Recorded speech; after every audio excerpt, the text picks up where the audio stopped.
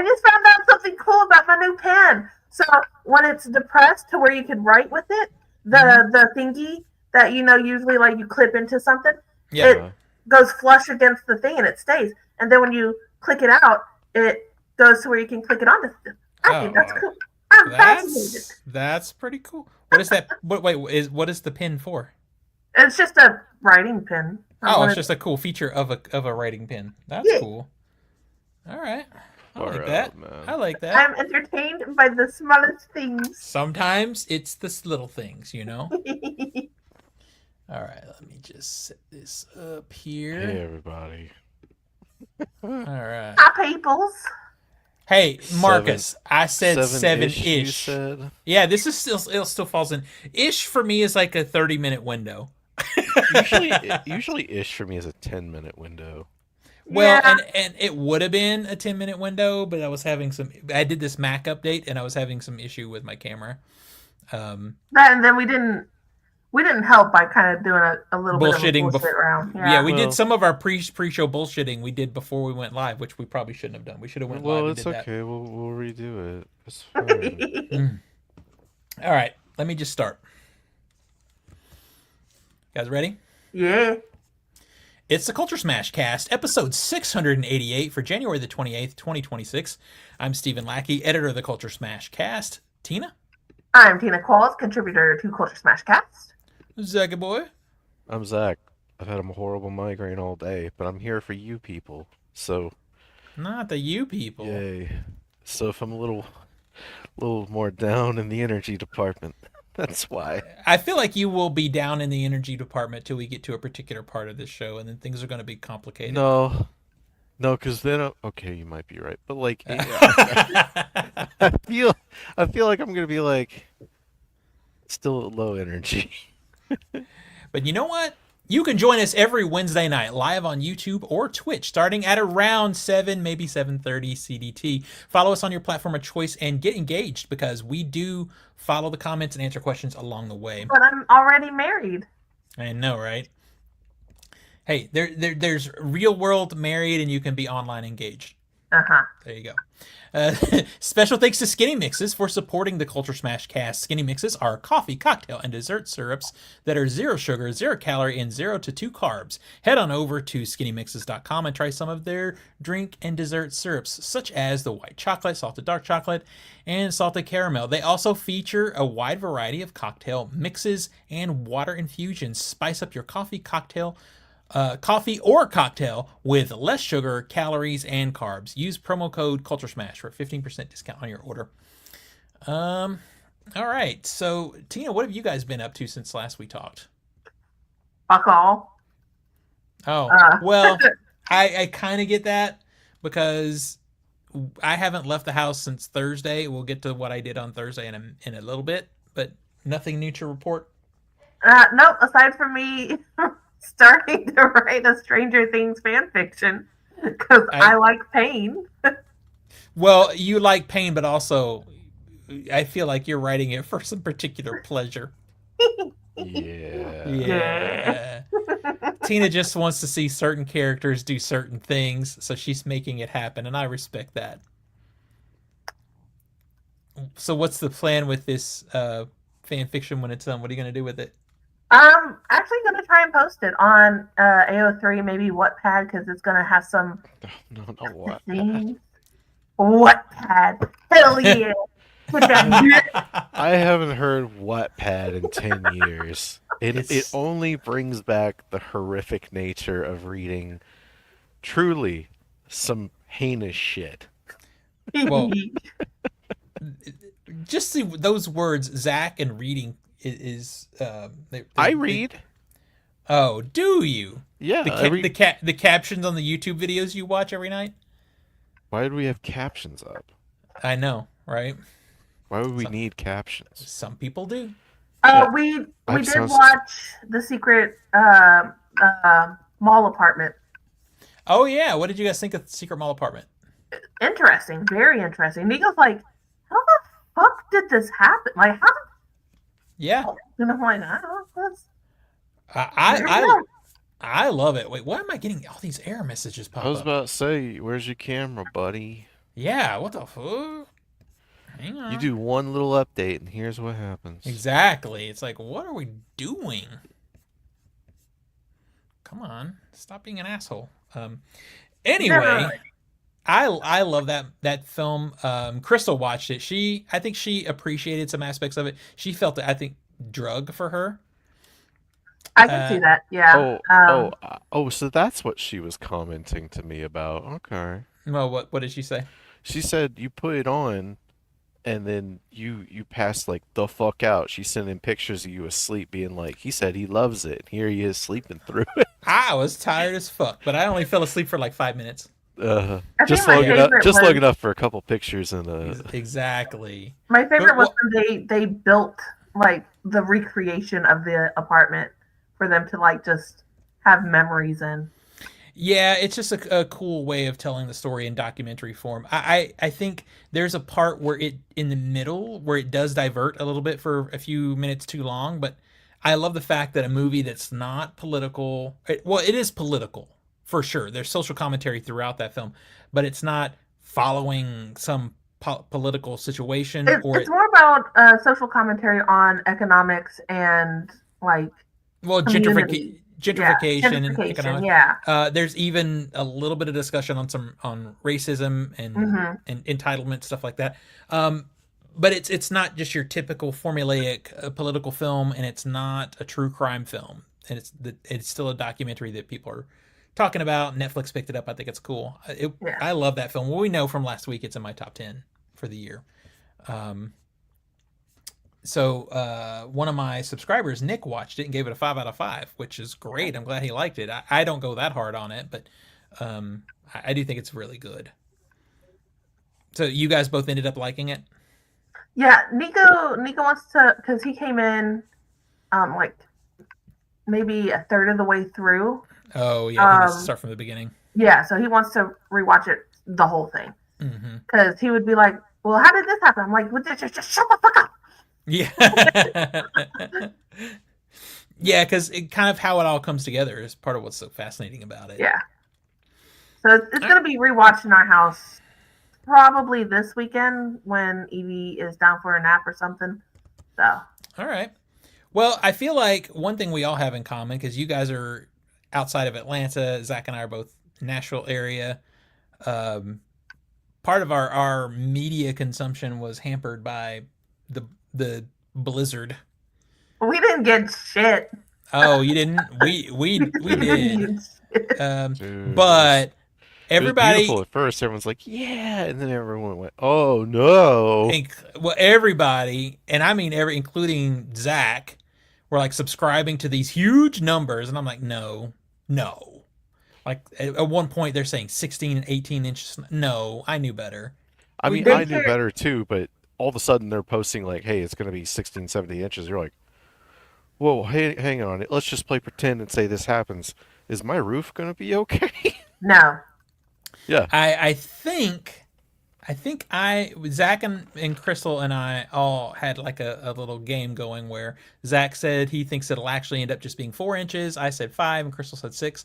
Right now, I'm winning, but I think if we ended up getting another less than half an inch, Crystal would win at 6 inches, which is still a reasonable. 6? It doesn't feel. I thought it was like 3 or so. Yeah, I think it's more like less, but. Yeah. The ice. I mean, it was that thick of ice. Yeah, the problem is the ice. I'm just thankful that none of us lost power because a lot of people did. Yeah, we got a little bit of ice Sunday into no, mostly just Sunday. They canceled daycare on Monday, and we looked at the roads and we're like, "Fucking why?" I door dashed. I mean, it was to the point where it was like I felt. I'm one of those people. If it's really bad weather or dangerous weather, I don't DoorDash. I don't do that to people. But no, I was like, fuck it. I want fucking Subway, and I can see the roads are good. Bitch, give me my sandwich. All right. So Keep talking. I got to figure out what's happening here.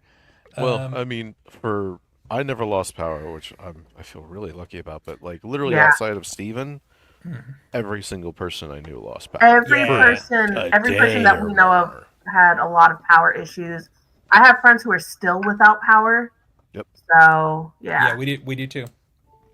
So, some friends whose houses and cars were damaged by like falling trees because Yep. the ice was just so heavy on the trees that it caused the trees to fall. So yeah, Marcus being the like, thing I'm about too European for this. Okay. yeah, no, Marcus, Okay. the thing about especially in the South when we get that kind of weather, snow's fine. We don't give two shits about snow unless, as Zach says, it's like a heavy amount to where our construction teams don't plan for that. It's Yeah. the ice. It's the ice. Marcus says in the chat he's too European for this. What does that mean, Marcus? You get a lot more snow than that. Oh, I'm we sorry. do? You have a system that is sustainable for that level of snow. Our cities aren't designed for it in their construction, in their manufacture, in their preparedness, in their execution. None of that. So imagine all of a sudden it just snows a bunch and you got nothing, man. You got nothing. I mean, we have 70-degree Christmas here. It's just not like that. So basically nothing for days because I hope the roads get plowed or shoveled or anything in 4 days. You're not going anywhere. You're not going anywhere. I was out today, and fortunately, it seems like it's fine. So I mean, it's what's better anyway.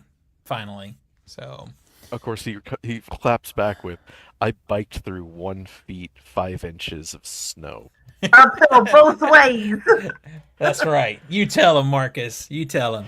All right, so let's just like fuck you. Let's just jump into the box office because that'll lead to the one thing that Zach and I did get to do before we did Thursday night before the snowpocalypse happened. So here's the box office. Number 10 was Lord of the Rings: The Return of the King 2026 re-release. It made 1.6 million. It's made 3.9 million so far. Crazy how you can take a really great movie, put it back in the theater years later, and people still want to go see it. Crazy. Number 11 is Two Towers. So. Yeah. Number 9 is Hamnet. It made 1.8 million. It made 17.4 million so far. And that's a damn shame because that is a great movie. Shut up, Zach. Number 8, Lord of the Rings: The Fellowship of the Ring, made 2 million. It's made 5.9 million so far. There you go. Number 7, Return to Silent Hill, 3.2 million for its opening. So let me set the stage for this movie real quick. All right, before we get there, before we get into this, in the chat, Marcus says the kids at the kindergarten I work at were playing in the snow. Was it water? They would have been drowned. All right. I'm a little jealous. I think that would be fun to have that much snow. So when this movie was announced, Zach's like, "Oh shit, I'm in Silent Hill 2." Silent Hill 2, which, full disclaimer, is probably my favorite horror narrative game ever. This is what I think is really funny though. If we look back on mine and Zach's, Soma's probably number 2 on our conversations about Silent Hill 2. I don't know if it's in text or not, but I know I said to Zach when the trailer came out, I remember saying to him, "No, not that it looks like shit. I mean, it's fine." But what I said is, I think I remember asking, "Are these cutscenes from the game?" Because it looks like game footage to me. Which is incredible because Steven would know that the game came out 25 years ago. Yeah, I know, but is it a new? So... Yeah, I'm like, well, I think I remember specifically what I said is this a new game? And you're like, no. About the remaster. And I'm like, no. Yeah. You're like, no. Yeah. This is the movie, and I'm like, oh, okay. So we'll get to the reason I bring that up in a few minutes. So much so, I'm usually the one that does the sit by me tickets. Like I'll buy a ticket and send it to Zach. Not for this one, baby. I got it from him. He's like, let's go Thursday night, soon as we can go. Okay, I was like, this is probably going to be a piece of shit, but it's Silent Hill 2, and I like Silent Hill 1. The movie. The second movie was feces incarnate. But you know what? We got the original director who made that first one, and Silent Hill 2, which is a great narrative. How could they fuck it up? If anything, it'll probably be disappointing, but it's not going to be a massive pile of shit. We need to have a real discussion, though, about the original Silent Hill. I like Rhoda Mitchell, who's the star of it. Yeah. But... And it's directed by Christoph Gans, who has done 2 good movies in his career, not including Silent Hill. That movie is not good. Silent Hill 1 is not a good movie. It is not a terrible movie because It's a fun movie. it I gets wouldn't the say it's wait good, wait but wait it's wait. fun. It gets the atmosphere correct. Yeah. Would you say, on a scale of video game adaptations, it is on the good half? Well, that's like saying, okay, here's a piece of shit and here's some diarrhea. Which is more preferable to deal with? It's all still shit. Yeah, I know that. But what I'm saying is, here's what we have to compare it against. No, And no, you go, well, no, it's on the good half. No. This is I will Zach. say- This is Zach conceding to video games because he loves them. Because any other time, if we said, it's based on the comic, it's better than the comic, Zach's like, well, fuck you. This is a movie. We don't compare to the comic. So this is Zach right here. Based on a comic book adaptation list, I would grade it against other comic book adaptations. Hold on, because I'm like in the middle between you two. Yeah. I'm like Zach. I fucking love Silent Hill, and I love watching Silent Hill, the first movie. Yeah. I don't love it. I mean, I think it succeeds more than fails. When it comes to your question of, is this a good video game adaptation, in what regards the video game adaptation is where we get hazy. The storyline, no. Like, for Silent Hill 1, give me more of that cult, like in the first Silent Hill. Give me more of that cult. Switching up the characters from the mom losing the girl to the dad from the video game. Okay, fine. They did get some of the key locations, but the overall changing of the story, no. Most people were kind of upset that they miss a lot of key story plots in the movie adaptation. I will agree they did really good on capturing the atmosphere of capturing some of the transitioning from the camera angles, music. Yeah, on a technical level, it would appear that they did want to nail the look. But you gotta give some leeway. The plot got lost. I'm just saying, any other situation, Zach would be like, no, you just say if it's a good movie. You don't have to bring all these other things into it. Is it a good movie? If you take away everything and look at Silent Hill and fuck the video game, just look at the movie, it's not good. It's not watch it a lot. So it's not a disaster. I never said it was an amazing movie. I said as a video game adaptation, I would put it on the better side. You keep adding something to it. Let's just look at it like if we rate it along with any other horror movie on that level. At best, I give that original movie a 2.5 out of 5. Look, if a comic book movie came out and it was a good movie, regardless on if it was a comic, I would still put it in the good comic book movie side of things. I'm gonna remember this conversation. The Dark Knight is a good film. It is also a good comic book adaptation. I will remember this conversation. But anyway, moving on from the original Silent Hill. To me, it's a 6 out of 10, which is Silent Hill 1. It's a 6 out of 10. It's fine. It does not do anything special. Now, I haven't seen the film in 15 years, so that might. That's like giving it a 3 or a 3.5 out of 5. Yeah, like a 3. Yeah, a 3 out of 5. But the if thing I'm having a good day, I'll give it a 3.5. Yeah, because. But the thing is, it's a guilty pleasure. Yeah. I'll revisit it here because the local theater is going to play it in a few weeks. But I might walk out and go, man, my perception of cinema has changed, and here's my updated rating. Anyway, it's I'm just saying Zach's being soft on it because it's a video game movie, and I stand by that. Look, I will trash those Resident Evil movies. I love Resident Evil. Fuck those Resident Evil movies are fucking horrible. Marcus in the chat. Why can't you appreciate Zach being positive for once? For once. Okay, that's funny, Marcus. I love Resident Evil. Fuck those Resident Evil movies. They're fucking horrible, man. I mean, the very first Resident Evil movie is again another bad movie, but it's not good. It's not good, but I have fun with it. Okay. But so that look at here. No, because you're a fan of Resident Evil. No, you should give a pass. No. I give it a bad review. I give it a bad review because it's a bad movie. But we watched The Room. That's a bad movie. We have fun with that too. Well, yeah, but I'm not putting Silent Hill as some high watermark. For video game movies. For video game movies, I'd probably put it at number 2 or 3. I mean, we don't have that much to go. Yeah, we don't. We really don't. So, Anyway, Zach is All on that hype. to say, Zach is saying to me, I know it's going to be a piece of shit, but at the same time, also I'm on the hype in, train. I'm Also walking on the in hype going, train. it's probably going to be a 1.5 out of 5. I being wish. generously. I wish. I wish it was a fucking 1.5 out of 5. Like, that's wish. what we were going in, going, it's probably going to be a 3 out of 10. It's probably going to be a mess, Oh but my we'll be able to take God. something away from it at least. So the This. fucking movie starts, Yeah. and I'm not asking for a 1-to-1 adaptation,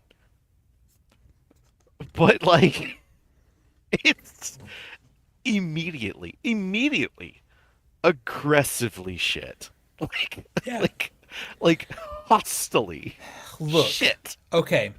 So there are sometimes you have to be kind of good with taking cinematic license with, especially with something like a video game movie, because at the beginning of that video game you pull up on a fucking bridge which has a parking space. You don't You pull up on a walk. bridge.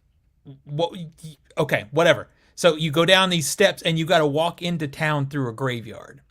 We let that happen in the video game because we know there's a purpose to that, right? Well, the reason for it is because the tunnel to Silent Hill has been blocked off. It's the only way to get to it is to bypass the tunnel, which is going through the forest, going through. Yeah. Imagine though, if you will, watching the movie without that explanation, and he just still does it. Yeah, because in a video game it makes sense. We're trying to get there, but we have to get there on foot. So we go through the journey with the character. It makes sense. Cinematically, you're going, why are we going this way? Why are we showing this? Why are we walking through? We're doing it because the director Because there's no loves... plot point in the game or in the movie that is narratively like important to that scene, so you could just cut it. We're literally doing everything we're doing in this movie. We're doing because the director loves the game. It is. Oh, he doesn't. It is. No, he doesn't. Well, no, I just refuse to believe that. I know that he loves the game, but what I think is he thought I could do this story better. Because he changes a lot of stuff. I don't care though. Hey, like I know, Tina, were you a fan of the cult? Did you want more of that cult? Because we thrust Fucking in love the the cult cult, here. honestly. I mean, it doesn't make a fucking reference in the second game, but holy shit, there's a ton of the cult here now. yeah. I honestly, I do like the original Silent Hill 2. I like it, but I don't care. I don't. Universally, it's liked. Yeah, it's a great game, but I don't care. Going into the movie, I'm like, did you make a good movie? You might have made changes to the story, whatever. Is it a good movie? It is not a good movie. This is a series of vignettes tied together to be a movie where he could recreate some aspect visually from the movie. And what's really funny is a lot of times they're shooting on the volume, which is the background screen, and you can tell. And then there's shitty CGI in it. There's not really anything practical to speak of. And I'm like, why do we do this? Because you didn't do anything new.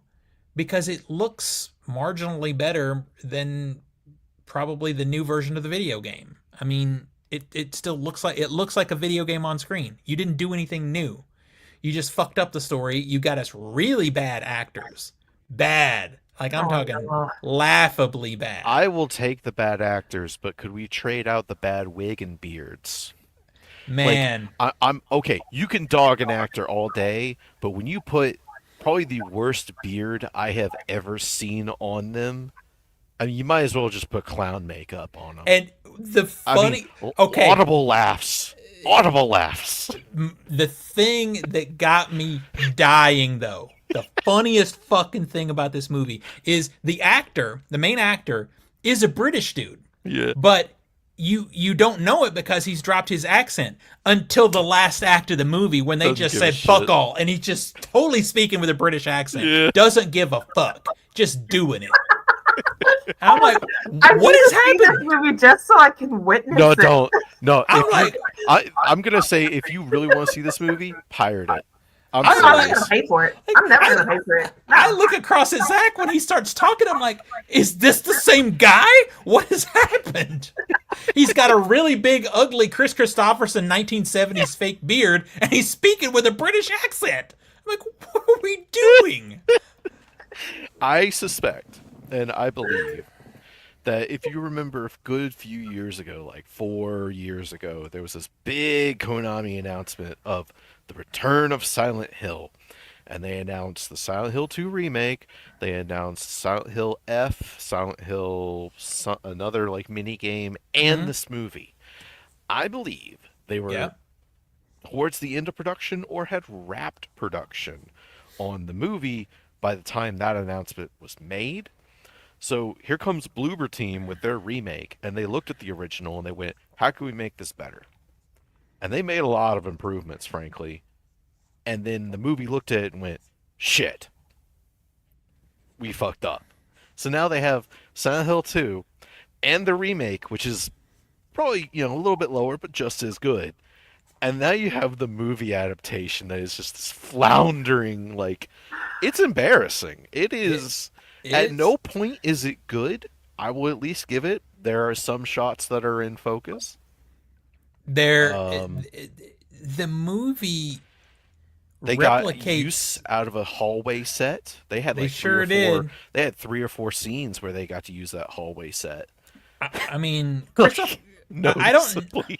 I'm really curious. I should have looked it up before the show, but I'm really curious if Christoph Gans can speak English at this point. I think he can. Yeah. I think he can too. But I'm just wondering why no one said anything to this actor about his accent in the last act of the movie. They So just what I'm kept it. hearing is don't get my hopes up for a Silent Hill Downpour movie. No. Yeah. Well, Downpour sucks, but two, You I love Downpour. Downpour's fucking stupid. Oh, Murphy Pendleton. Anyway, like, they, yeah, because Murphy's so fucking stupid. Anyway, like, oh, I was a murdering asshole. Woo. Anyway, Well, I know what ending you got. yeah, he was. Yes, he died. Yes, he deserved to die, and I hope he burns in hell. Okay, all right, there you go. I got the good ending, you son of a bitch. I'm gonna be real. Without serious investment from some new visionary making this for $5 to $7 million, you're never gonna get another Silent Hill movie because the well has been poisoned so thoroughly. I honestly think at this point, if you're going to do Silent Hill movies, you just do them animated. Just do animated. Shit, yeah, do that. Yeah, I think that's Resident probably. Evil did that. Mhm. I mean, they were It's direct to DVD, but I mean, you So get- what? No, get the comic. I love the Resident Evil animated movies. But yeah, this movie. What I'm interested now. This is what I can't wait to see, because Zach already knows, and he's given into the fact that we're going to see The Strangers Chapter 3 when it comes out. Yeah. And what I want to know is which movie is going to be worse this year. It's gonna be will this. It, will it be this? Well, okay. So realistically, though, is it going to be worse than Strangers Chapter 3? Or is it you hate this one more because you love the game? That's Well, what we need to see. The problem there is like Strangers Chapter 2, which was a giant piece of shit. It was awful. I yeah. would still recommend it over this. That Yeah. you can at least point and laugh and have fun with it and Mhm. have a drinking game or get the boys together. Like this is just you're watching it, and if you're a fan of the game, you're going to be hurt. And if you're not a fan of the game, you're going to be hurt because there's nothing really to point and laugh at other than a few like uber cringe line deliveries. Like there is Yeah, some lines there's of a few dialogue in here really that I bad burst ones. out loud laughing Mhm. at the actor for their Yeah. like holy shit 10 takes and that was the best one you had, like, but audibly laughing in the audience Yeah. at some of those. And then the wig, Well, he like, says God, audibly like Maria's the wig audience is was so full. fucking horrible. There was maybe 20 of us in there, if that, Yeah. at the screening. Opening night 8:30 8 o'clock show, and it was Mhm. dead. Yeah.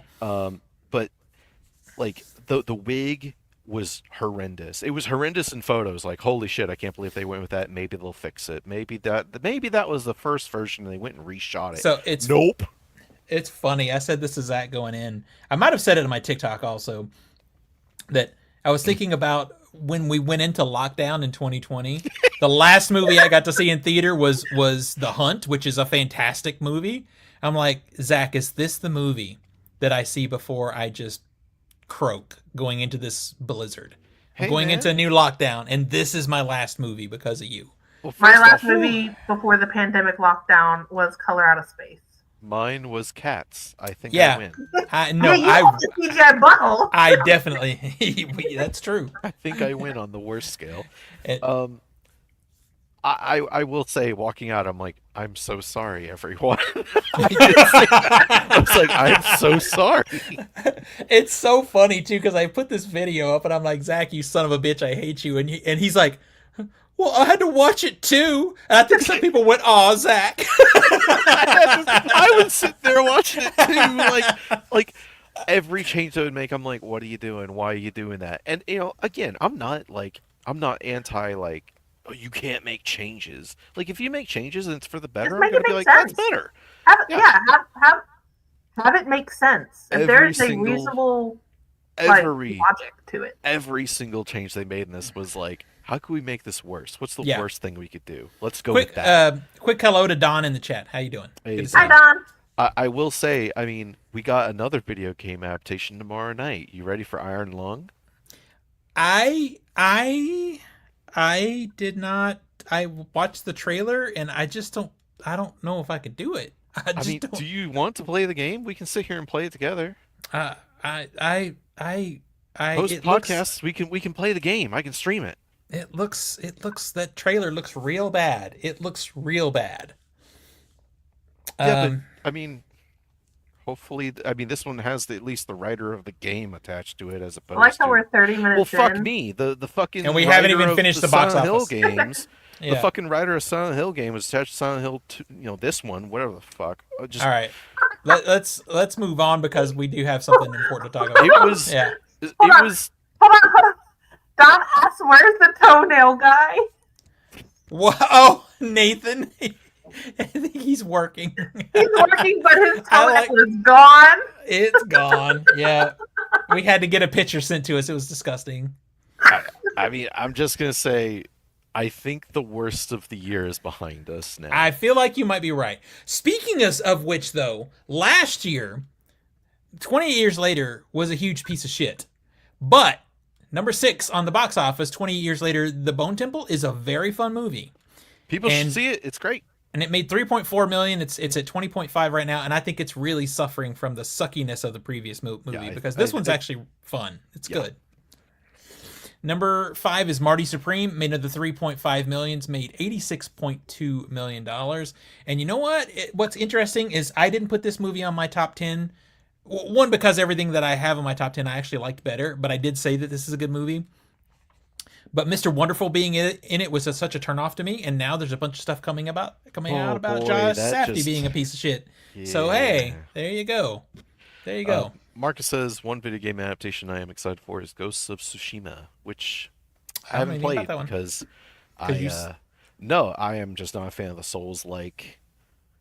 So the Souls-like games are like uber difficulty. You fuck up, fuck you, start over, like brutal difficulty. There are some people that love them. I am not one of them. All right. So number four is The Housemaid, made $3.9 million. It's made $115 million. Wow, I did not see that coming. I did not see that coming. I thought that was going to flop. Yeah, same. Number 3 is Zootopia 2. It made $5.3 million. This one's made $400 million, $1.7 billion so far globally. Crazy money on Zootopia. Number 2 is Avatar, Fire and Ash. It made another $6.4 million. It's made $377.9 million. You can really see that a big part of the country was covered in snow and ice because the numbers are so far down. Numbers are low. And it's sad that this movie actually, in any other situation, Mercy would not have made number 1 because that movie looks like a big old piece of shit. And then the reviews came out and everyone's like, "Yep, it's a big old piece of shit." It had a $10.8 million opening. The only good thing about that movie is being able to look at Rebecca Ferguson because she is a lovely woman. But that's it. That's it. Opening new this weekend. If you want to see something, I'm a little surprised at these numbers a little bit. Shelter, which is the new Jason Statham movie, is at 73% on Rotten Tomatoes. I did not see this movie being that high. We'll see how it goes after it actually people get to see it.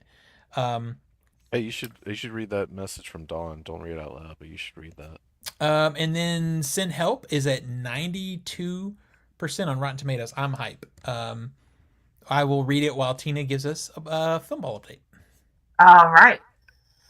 So for our first tier Discord game with Adam, Steven, JR, and Kevin, in fourth place is Kevin with 1.2 million.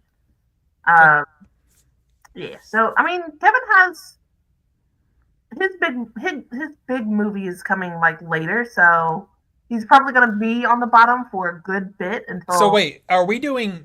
Wait, is this the new one? Yeah, this is the winter spring. Do you want the Yeah. Do you have fall? do you have final numbers for the previous game? Yes, give me just 1 second. Don, I see your message, and you know what? Probably the best thing for you to do is either go find me the film doc on Instagram and shoot me a note, and we can figure that out. Either there or on TikTok, either of those places, a film doc. Go find me there and shoot me a note. And All we right, can make that happen. Final numbers for the fall winter 2025 film ball. For the first Discord game, Steven, you ended in last place with 79.3 million. Damn it. Fourth place was Adam with 340.8 million. Third place was JR with 605.7 million. Second place was Kevin with 630.7 million. And in first place was Crystal with $730.7 million. Oh, damn. For the other Discord game, in fourth place, sorry for you, Marcus, was $459 million. In third place was Samantha with $485.3 million. In second place was Steven with $603 million. And in first place was Frenchie with $840 million. Look. I did not expect Frenchie to do as well as he did. But what is important to me is that I beat Marcus. As it should be. I don't care if Frenchie wins. I just want Marcus to lose. Exactly. And then for the podcast group, in fifth place with $160 million was me. In fourth place with $433.9 million was Nico. In third place with $528.5 million was Zachy Boy. In second place with $617 million was Nathan, which means first place with $647.9 million goes to Steven. Let's go! Snug bastard. Hell yeah! Send me my trophy. Officially wrapped. Can you send me screen caps of those numbers in email after this so I can share them? Thank you. And then for the current game. Yeah. For the first Discord group, in fourth place with $1.2 million is Kevin. Like I said, his big movies are coming later, so he's probably going to be on the bottom for a while. Yeah, early game. Yeah. In third place with $15.9 million is JR. In second place with $17.1 million is Steven. And in first place is Adam with $25.5 million. He can enjoy his lead for now, but I'm gonna destroy that game. For the other Discord group, which there are some clarifications that need to happen, so take these numbers with a grain of salt. Yeah. In fourth place with a big old goose egg is Samantha. In third place with $15.9 million is Steven. Mm-hmm. In second place with $16.8 million is Nick. And in first place with $18.3 million is Marcus. It's early game. It's early game. Yeah. And then for the podcast group, in fifth place with negative $1 million is me. Damn it. Yep. In fourth place with a beautiful little goose egg is Nico. None of his movies have come out just yet. Yep. In third place with $15.9 million is Steven. In second place with $17.1 million is Zach. And in first place is Nathan with $21.8 million. Oh, we can't let this stand. Oh, damn it. Letting Nathan win is almost as bad as seeing Marcus win. Poor Marcus. Yeah, but Marcus has a solid game. Yeah. We're gonna see. See. All right. So one thing happened literally right like the day after our last show was that the Academy Awards announcements were announced were released. So I thought we'd talk about those, kind of go over them, and then we'll talk about why it's important to us at the end of this. All right. Do you want to give me a category for us to start with? Do you have them listed? Yep. Let's go bottom to top. Like save the good ones for the end. Okay. So, do you want to do documentary short film or animated short film? Animated short film. All right. So for animated short film, we have Butterfly, Forever Green, The Girl Who Cried Pearls, Retirement Plan, and The Three Sisters. So I'm looking forward to it, and I'll say this again a couple times, is we're going to get to see those in the theater. I'm hyped for this. I really don't have any basis for any information about them. Do you, Zach? Do you have any knowledge of any of these? No. All right, well, we'll move on. Yeah, no, All right. These are all new. Yeah. For documentary short film, we have Perfectly Estrangeness, The Devil is Busy, Children No More, Were and Are Gone, Armed Only with a Camera, The Life and Death of Brent Renaud, and All the Empty Rooms.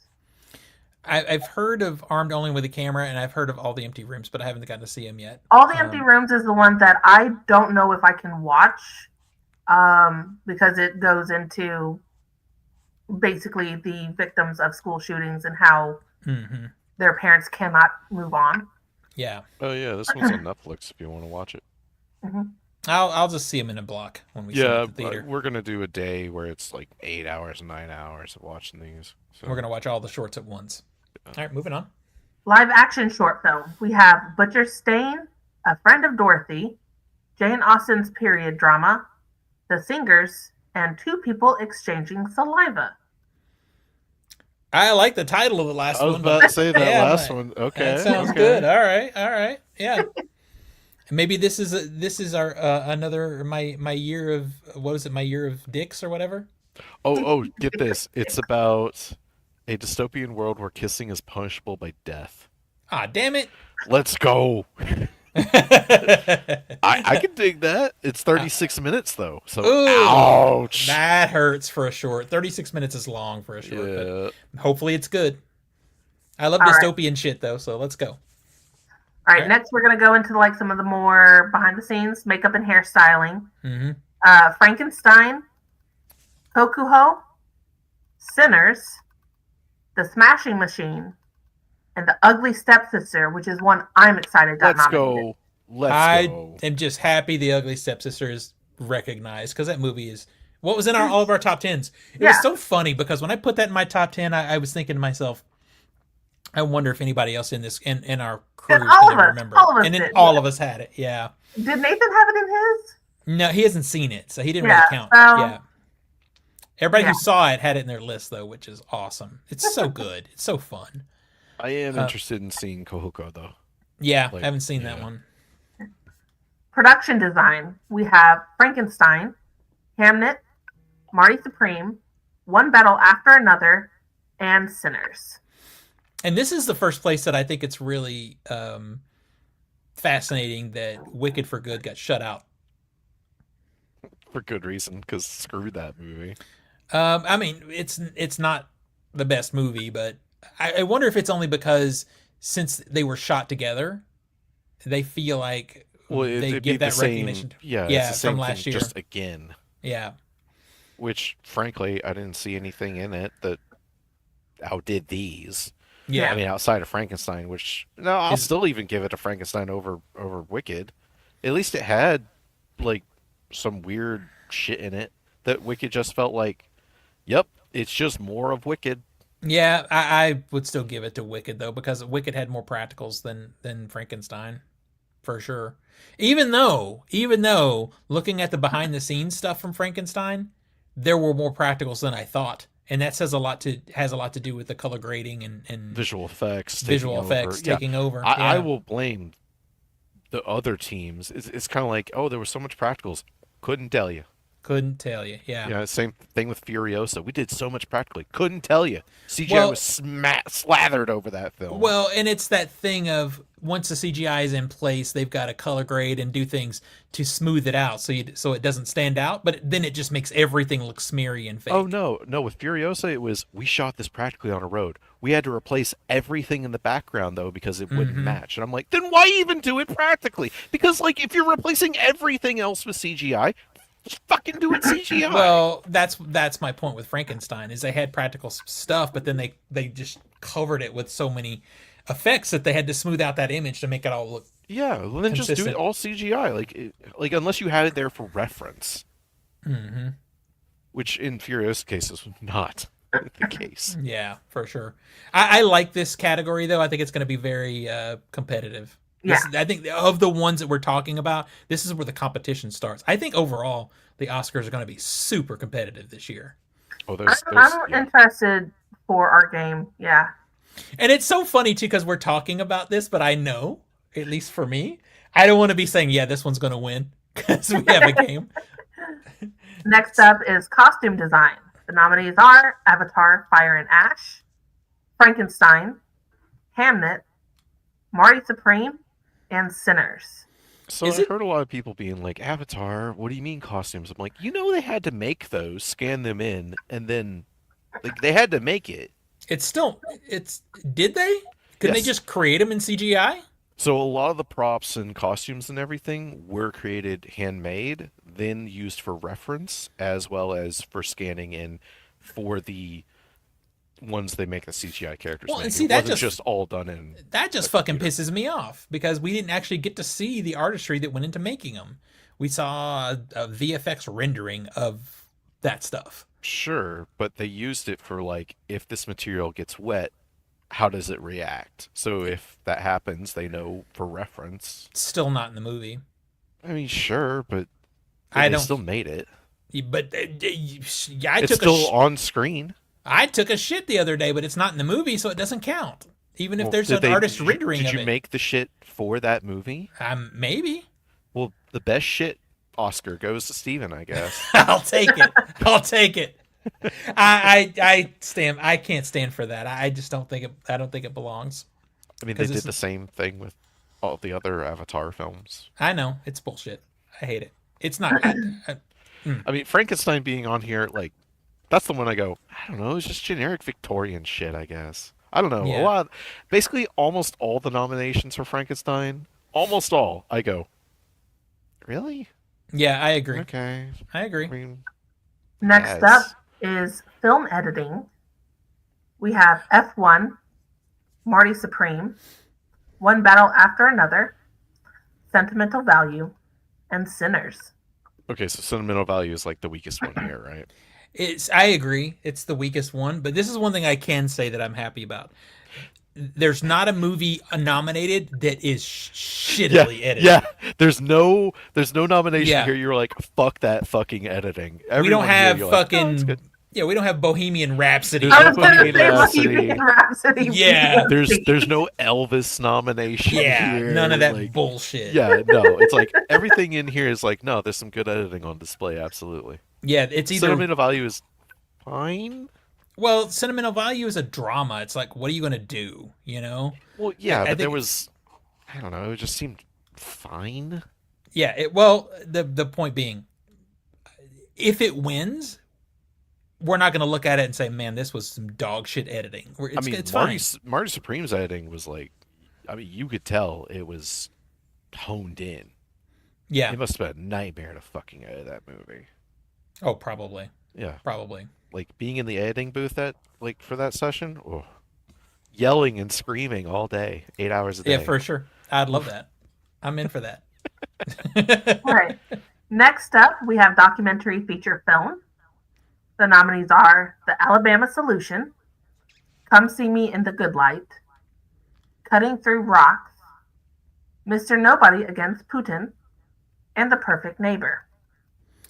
I haven't seen any of these. I've seen The Perfect Neighbor, and The Perfect Neighbor. Yeah, Tina and I both like that one. Yeah. Right?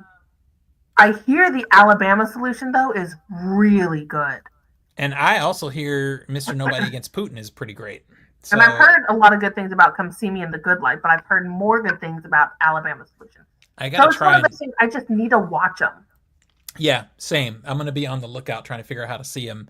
Hopefully, we can get more of them out before the Alabama Oscars. Solutions on HBO Oh, Max. good. Conceiving Mhm. the Good Light is on Apple TV. Mhm.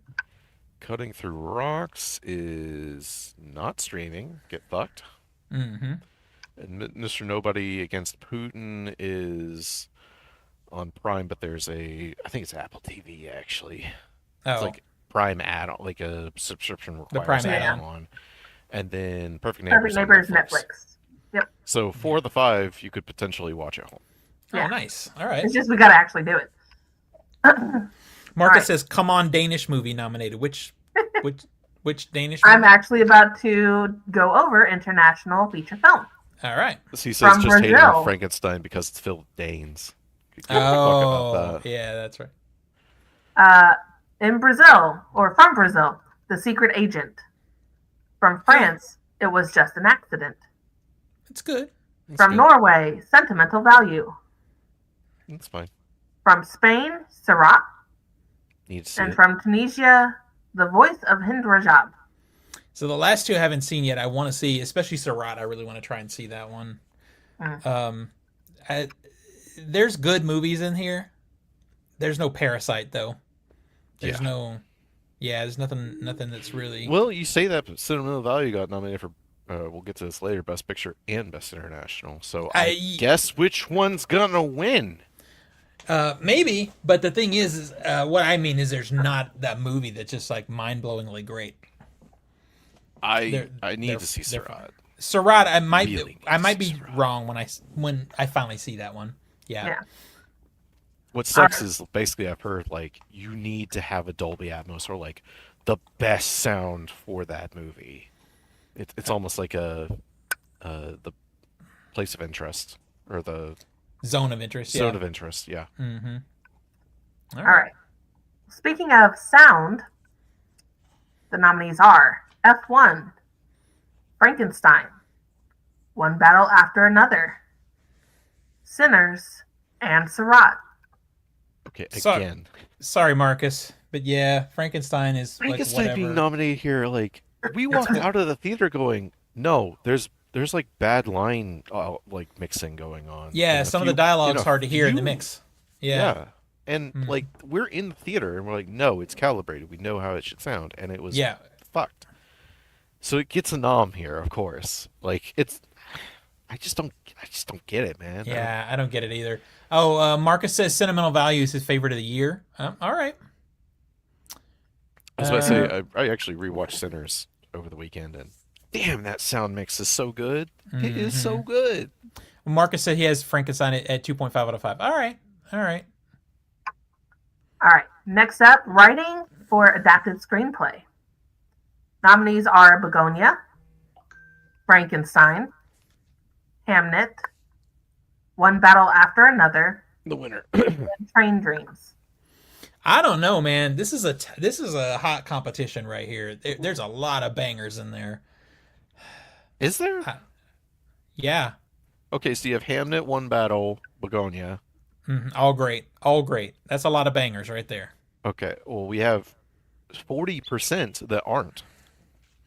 Yeah. Well, true, but the ones that are there are like top tier. So I don't know. Yeah. Okay, well, I know what my money is on. I'm glad you revealed your position. That's Oh perfect. no. All right, moving on. You go Writing with for Hamnet, original fine. screenplay. We have Blue Moon, It Was Just an Accident, Marty Supreme, Sentimental Value, and Sinners. I need to try to see Blue Moon. I've heard really good things about that movie. I Is just it on haven't- Netflix? Is it? Is it? It was in the theater for like 2 weeks here, and it just gone. Missed it. Yeah. I would love to read Marty Supreme and Sinners like the script to see how it compares against like what is actually on the screen because I Mhm. feel like Marty Supreme, like I can't confirm this, but it felt like there was a lot of improv in there, not in a negative, just as a this is what the character would do or flourishes, while the script was like a guideline. So I'd like Yeah. to compare in contrast. But Maybe if that's true, then that's even more of a win for the actors. yeah, I'm not against improv. I am against bad improv to where you're like that should have been cut. Ooh, Whereas I wonder. Um, I, I'm not sure when the voting ends or if it has ended.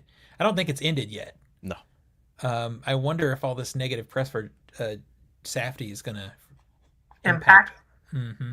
I wonder. it's possible. Yeah, we're gonna see. It came out early enough that it's not outside the realm of possibility for it to Mhm. negatively impact. Yeah. Agree. If we were like maybe a week or two later, probably not, but yeah. Next up is music, original score.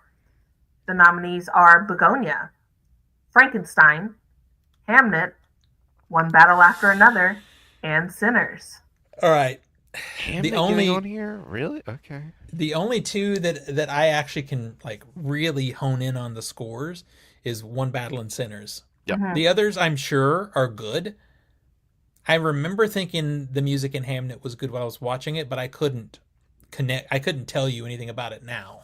I mean, Like it was it didn't stay with me. drama, grandiose kind of music. Mm-hmm.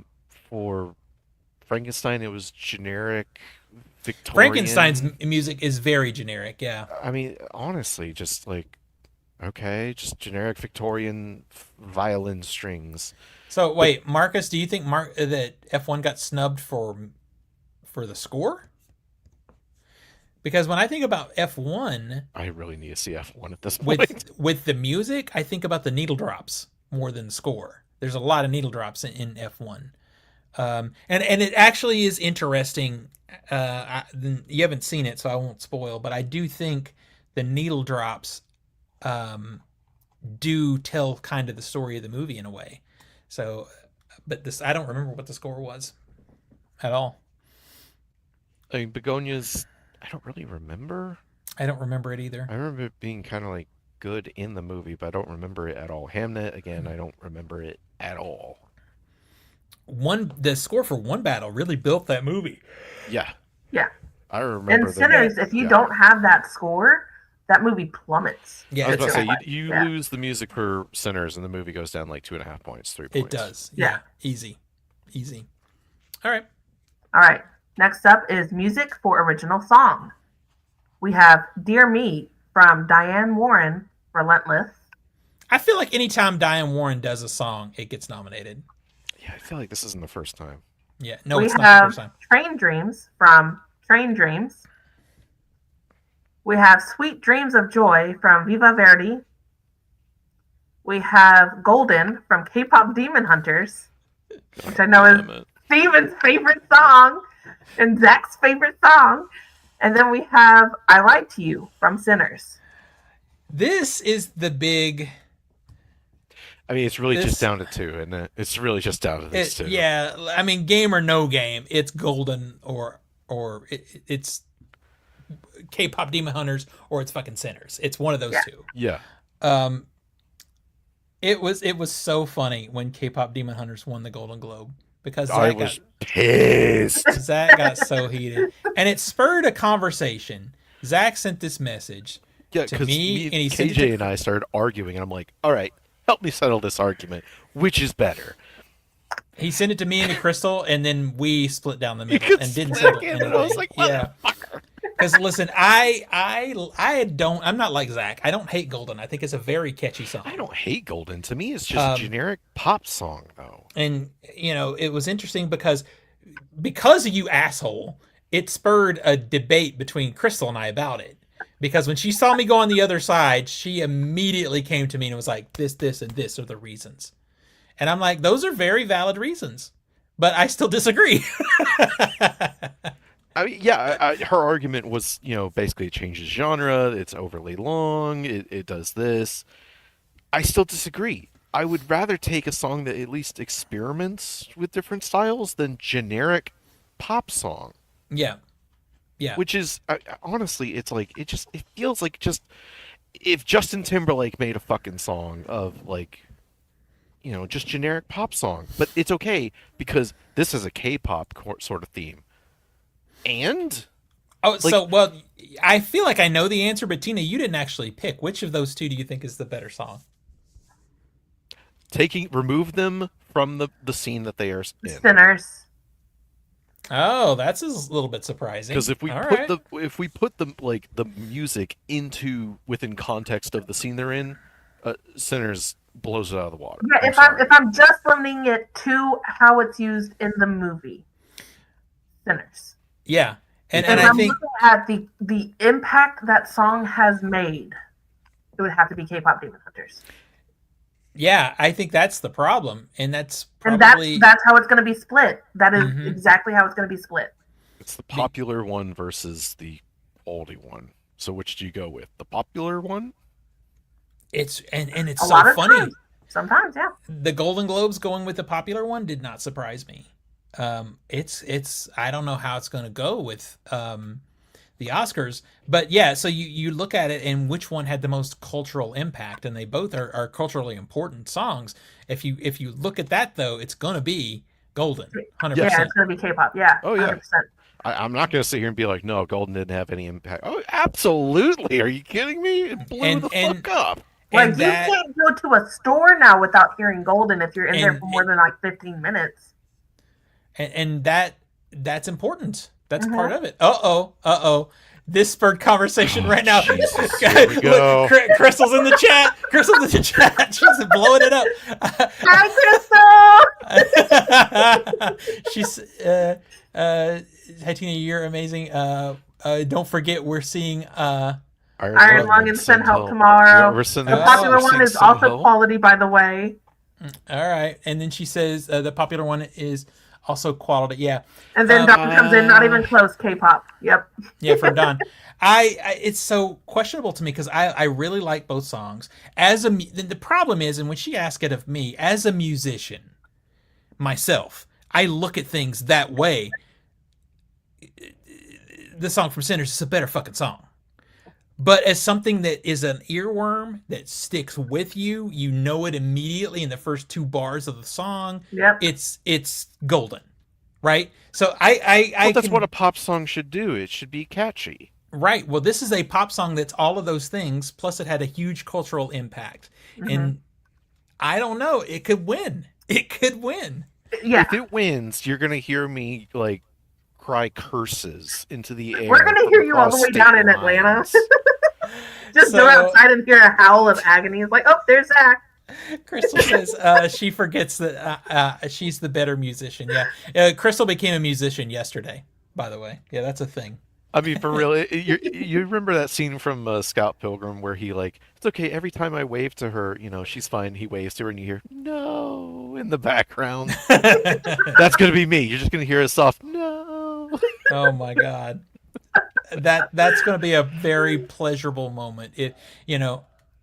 I like both songs. I think both songs are relevant, but as much as I like the song from Sinners more, just the pleasure of seeing Zach's pain if Golden wins is worth it. It's so that's fucking it. worth it. That's It's it. worth Okay. it. No, worth it's fine. I got it. It's cool. It's worth it. It's worth it to me. I will say, me personally, I would rather, I personally want Sinners to win, but I would not be upset at all if Golden won. Like, okay. Dawn being in here, nobody's having a Sinner's birthday. First off, you taking your little kid to see Sinners? Oh wait, it's rated R. That's right. You're staying them at home because they're not mature enough to go to the movies yet, so they're going to be watching Netflix, where this slop was put on. I wasn't a fan of K-pop Demon Hunters, but secondly, who are you to say I can't have a Sinner's birthday themed party? Yeah, I might do that. People have some Sinners themed parties. Like, Right. I want to go to that party. I don't even really celebrate my birthday, but you know what? Next year, just out of spite. No. I mean, that would be pretty lit, though, if everybody dress up and have like. especially if you recreated the burning of the. Oh no! barn. Just Yeah, it would have the definitely be juke lit. show up like it's a pop up. That'd be pretty lit. All right, next Hey, moving on. category is casting. The nominees are Hamnet, Marty Supreme, One Battle After Another, The Secret Agent, and Sinners. So this is the new category this year. Yeah, Yes. this is a complete This is the wild new card because We don't know how they score. We don't know how they Yeah. lean towards casting. Like we don't know. We haven't had previous years of data to go back on, which is what I used last time to absolutely cream your guys. That's true. I used my data. So, spoiler alert for what we're going to talk about later, but I did put this category in the middle tier. Okay. I don't feel like it's as risky as trying to figure out documentary short, but it's not as easy yet. Anyway, it might move to the top tier after we have some years of figuring it out. But right now, I feel like it might be like the same kind of easiness as like visual effects, because visual effects you usually put in that first category. So yeah, I mean, honestly, if it's like, okay, Zach, how would you rate this? It's like, how important is the casting to the film? I mean, I haven't seen Secret Agent, so I'll just go off the other four that I have. So all of these have a lot of unknowns or obscure people in their parts that are all really great. Is it how they overall cast with an ensemble, or is it that they cast the perfect person for the role? Yeah, that's a great question. Yeah. So we're going to learn this year because it's so new. In the chat, Marcus says it would be classic Academy to give Sinners 16 noms and give it only original song as a pity. If Sinners gets completely shut out, I don't think I'd watch the Academy Award. I hate to break this to you, but typically the movie that gets nominated a bunch absolutely usually gets shut out. So also, I'm honestly not expecting this is something I'm going to do some social media videos about this closer to the Academy Awards, but one thing we have to remember outside of the cultural relevance of Sinners, quality of the film, all these things, is Sinners is a horror movie. And there it is. Horror movies don't win outside of technical. They don't. So just be fucking ready. The Silence of the Lambs is the anomaly, but that was 35 years ago. And before Silence of the Lambs, what do we have? The Exorcist, right? Yeah. From the 70s. So it's just how it is. Horror movies and comedies don't win. Maybe that's the trend. Maybe it's like the Pennywise theory. It happens every 27 to 30 years. So maybe this is the year. Sinners winning Best Picture would be absolutely insane. I wouldn't bet my horse on that. And I'm the one going, I love the movie, and I wouldn't bet my horse. I would not bet my horse on Best Picture. I would love it. I would freak the fuck out. I would say, holy shit. Yeah. But I'm not holding my breath for that. The Academy has let me down every time. So, well, not every time. So, in the chat, sentimental value not being nominated is crazy when all four main cast members are nominated for acting awards. I guess I kind of get that perspective. I'm gonna say something, and it's gonna be horrific. But the two sisters, I completely got them mixed up in the middle of that movie. They looked. It's so weird. The same. I literally was like, okay, who is this? It's so weird that you say that. And you said it at the screening also. And I'm usually the one who does that. Yeah, because you have an excuse of, a visual impairment that can happen. Yeah, I'm the one who took forever to watch Game of Thrones because too many people look the same and I got annoyed. I'm the one who still hasn't finished The Haunting of Hill House because the two sisters, I guess it's sisters, that are in that look just alike to me. So I couldn't keep up with who is who. But in sentimental value, I didn't have that issue. Which it was so weird because I thought, well, surely I would be the one. And Zach's saying this to me. I mean, I don't know. It was the end of an 8-hour day of watching movies. Maybe I was just tired. Yeah, there is that. Sometimes triple features can hurt. Sometimes they can. Yeah. All right, moving on. All right, next up is visual effects, which I have some opinions on. All right. The nominees are Avatar, Fire and Ash, F1, The Lost Bus, Sinners, and the one I don't even think should be anywhere near any of these lists, Jurassic World Rebirth. Absolutely insane that crazy that movie is there. Crazy. Fuck. And I can literally name 5 other movies. Dinosaur fanatic here, Jurassic World fanatic, Jurassic Park fanatic. The fuck you say? I mean, we were in the theater and audibly going, ugh, at some of the visual effects. They look that bad. They should be disqualified just for the design of the Derposaurus Rex Yeah. No, they should be disqualified for that shot of the cliffside. Jesus Ooh. Christ! Yeah, it was so bad.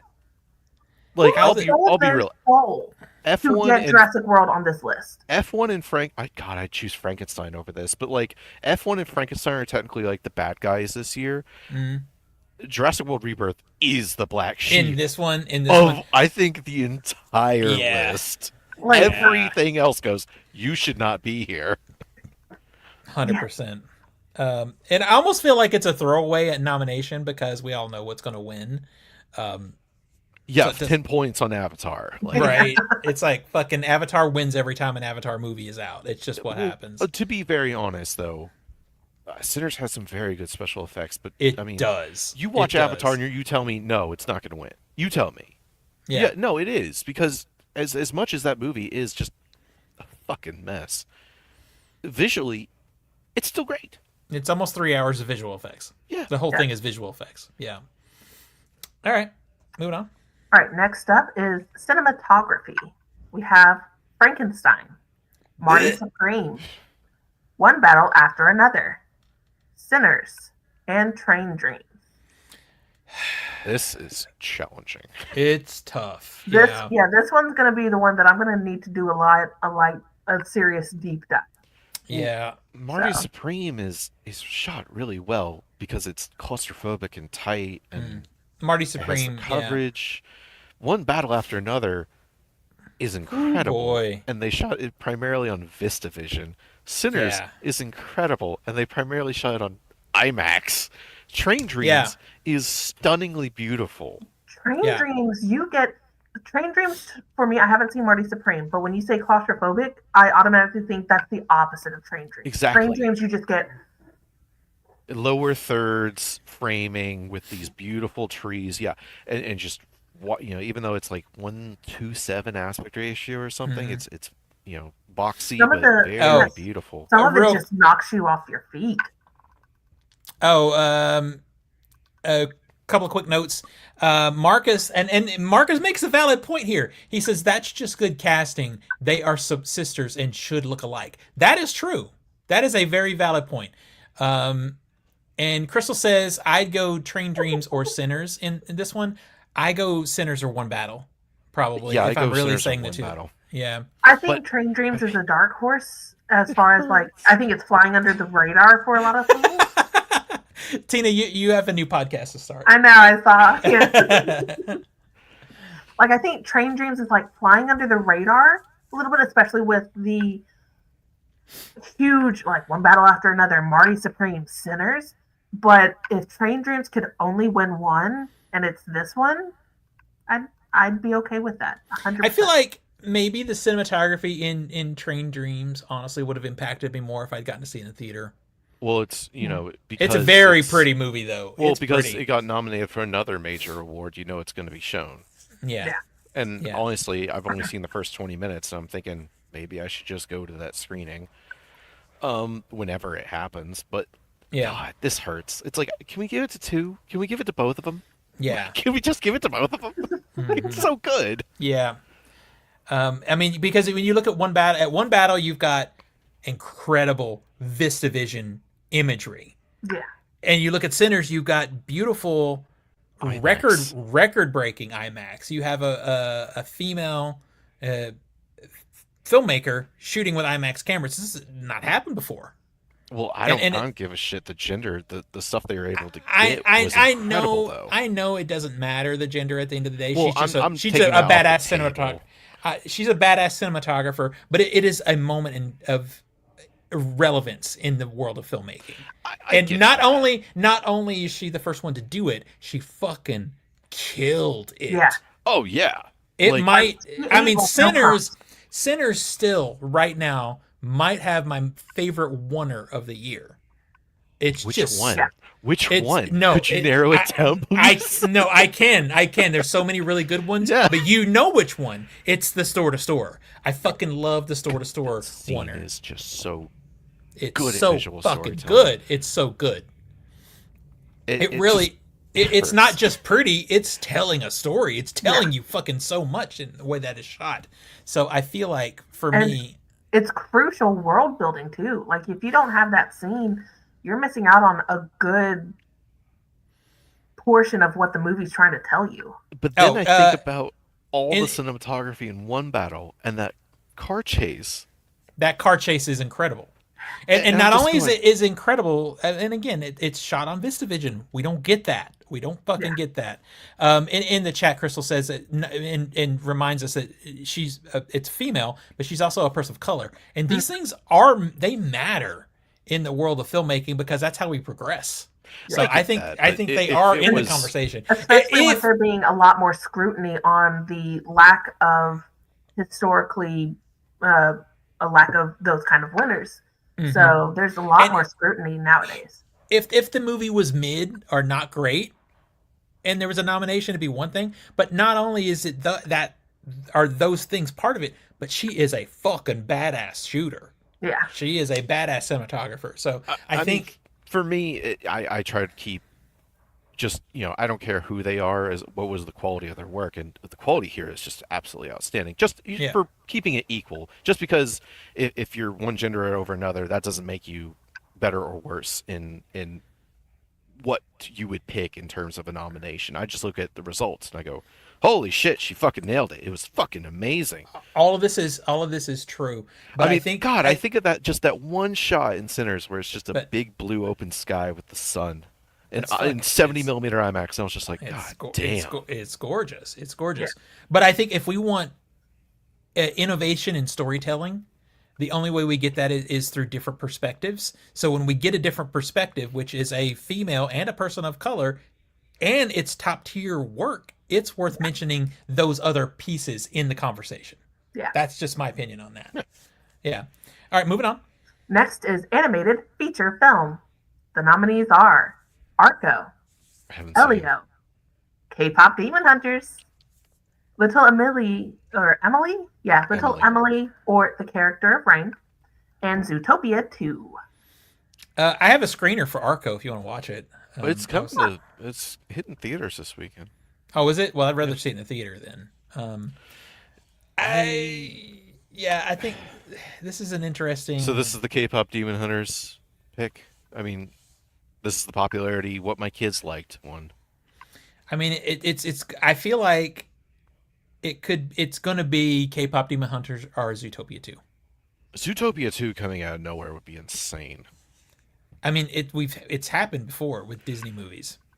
It's just I know, but yeah, but you keep saying that I think you keep downplaying the impact of Zootopia 2. This movie is the biggest box office win of an animated film of all time. which is insane to me because I've actually seen the film. It passed Inside Out 2. I know, which is Inside Out 2 was really kind of a low bar anyway. Well, no, we're talking about success. Well, success, it's fine. yeah, It's sure. box office success. Elio being here is interesting. I like Elio. It doesn't belong here. Sure, but I don't know. I feel like there's other animated feature films that are probably better than it. Oh yeah, in the chat, I know a lot of adults that like K-pop. I like K-pop. I think there's Don't. as many.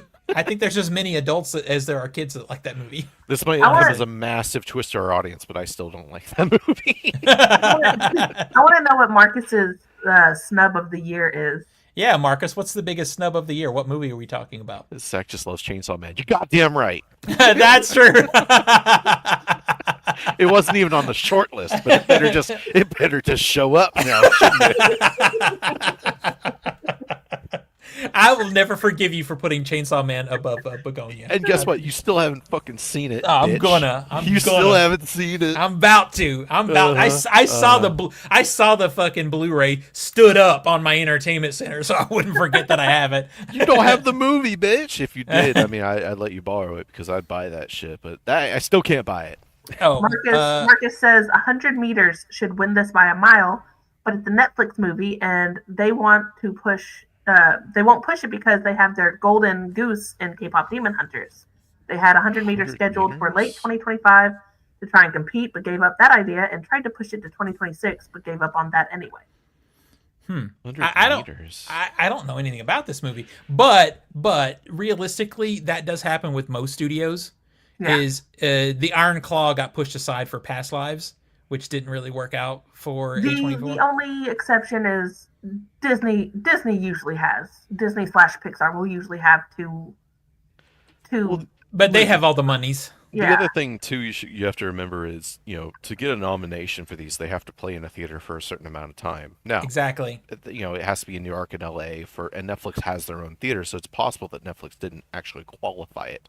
Yeah, I know. and we had this discussion about K-pop Demon Hunters, and that spurred a lot of research from me because it took forever to find it, but they in fact did put that in the theaters. But it used to be 2 weekends. It's not that anymore. I think it's like 7 or 8 consecutive days is all it takes. Really, it used to be like two weeks. Yeah, it's the number is they reduced the number quite a He lot. says it is eligible. Well, I guess if it didn't make the short list. Yeah. I mean, Chainsaw Man didn't make the short list either. I was disappointed about that. Oh, but fucking Demon Slayer does. Okay, whatever. I haven't seen Demon Slayer, so it might have incredible animation, but after that first fucking movie, they can keep their second. It was really bad. Yeah, I agree. All right, moving All on. right. Actress in a supporting role. We have Elle Fanning for Sentimental Value. Inga Ibsdottir Lillas for Sentimental Value. The sisters. Nice. Yeah. Okay. Amy Madigan for Weapons. Let's go. Let's go. Yeah. Teyana Taylor for One Battle After Another. And Wunmi Mosaku for Sinners. I'm sorry. Man. This is going to be a passion play for me. I'm sorry. There are 3 great choices right there. I mean, I'd say there's 5 great choices here. I mean, they're all really great. They're all really good. They're wouldn't all say really you good. know, Yeah, there's no pity vote. Yeah, there's no category. bad. There's Yeah. not a bad performance here. I know Zach really wants Amy Madigan to win, and I think that would be really cool if That she would be did. amazing if she won, but it's Yeah. not going to happen. Tiana Taylor says, "Hey, bitch, guess what? I was in the movie for like 10, 15 minutes, and guess what that means?" I mean, Alright. it is interesting seeing her performance in that get so much attention. I mean, it is good. Mm-hmm. It's not It's who I good. would pick, though. Well, I do. This is an opportunity for Sinners to scoop up an award too. I mean, honestly, Because I'm sorry, that was a powerhouse performance. yeah, she's Yeah, so she's good. fucking good. She really is. It's gonna be interesting. It's one of those things where you kind of just got to read the tea leaves on this one because these are so many good performances. This is going to be a really good game. I do feel like, I don't know if I'm right about this, but I almost feel like having both of those actors, Cancels them out. they cancel each other for out sentimental value. from sentimental value. Yeah. I've seen it happen. I've seen it Yeah. fucking happen, man. All right. I mean, Next. Marcus says his vote is Inga, but he is biased towards sentimental value. Yeah, for sure. No, Admittedly. Marcus, we couldn't. How vote. could we think that? Well, he even wrote it. All right, next up is actor in a supporting role. We have Benicio del Toro from One Battle After Another. Great. Jacob Elordi from Frankenstein. Delroy Lindo from Sinners. Let's go. Let's go. Del Sean Rondo. Penn from One Battle After Another. I should win. And Stellan Skarsgård for Sentimental Value. Like, Damn. 3 of it's these. fucking stacked. Yeah, 3 of these that I've seen, I'm like, yeah, they deserve to be on this list. I haven't seen Frankenstein. And I don't know. I'm not as hyped, I guess, on Jacob Elordi as everybody else in America, it seems. Yeah, Yeah. everybody seems to like love this guy, and I'm like, to me, it's another Glenn Powell situation where it's I like, don't like when he's people's fine. faces are too bony. I And don't. he has a bony face. I don't really care about what he looks like. I just like. I don't. Like, Oh, I meant every heart sick. Oh my god, he's so hot. I was like, I don't. I like him rugged. I don't like him. If I slap you, I don't want to cut my hand. That's so funny. Marcus says Delroy Lindo is the up and coming actor, right? Oh, That's- totally. That's man. We had this debate among the film talk community a lot, especially those of us that actually have done stuff professionally outside of just being a content creator. These interviews from content creators, from influencers, are such dog shit and up and coming actor. Delroy Lindo has been doing really cool shit for, I don't know, 40 years. Did you see the interview with, I think it was with Michael B. Jordan, where the interviewer was like, yeah, Michael B. Jordan and I go way back in high school. And he's like, oh, yeah, you fucking bullied me, you bitch. Wow. Love it. Love it. Everything. Love the it. The other big issue I see with the influencer interviews is let's say they get 2 minutes. They'll spend a minute to minute and a half of that talking about how much they love the person they're interviewing. Yeah. I loved you in this since I was a kid. I blah blah blah, and then you've got 30 fucking seconds to ask one question. Yeah. Anyway, that's a whole other topic. But I love that Delroy Lindo feels like he's come out of nowhere. He's so good in the movie. Yeah. Like, I got hyped the minute I didn't know he was in it. When I was watching the movie, I'm like, fucking Delroy Lindo, I love him. Like, he has some really great scenes and stuff in it. Sean Penn's walk cycle needs its own nomination. Yeah. Sean Penn, like, okay, this is how I know. Like, I fucking love Sean Penn. When your character makes me physically recoil when you're on screen, you're doing a fantastic job. True. I love that scene where he's getting baited to be pissed off. Why is your shirt so tight? It just absolutely rage baited off the deep I'm not end. I'm not homosexual. What you mean? It's like, but that's so it's so good acting of his character and everything. Like, I want to see a blooper reel from that movie. So yeah. Yeah, you know sure. there's some good shit there. Gotta be.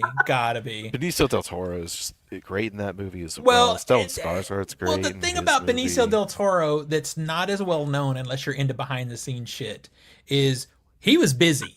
He came in and just knocked that out like in a day or two. Yeah. And the vast majority and the thing that really stood out to me in the interview that I saw is the vast majority of his character, who he is, was created by him. He's like, can I be this? I want to do this. I want to be this.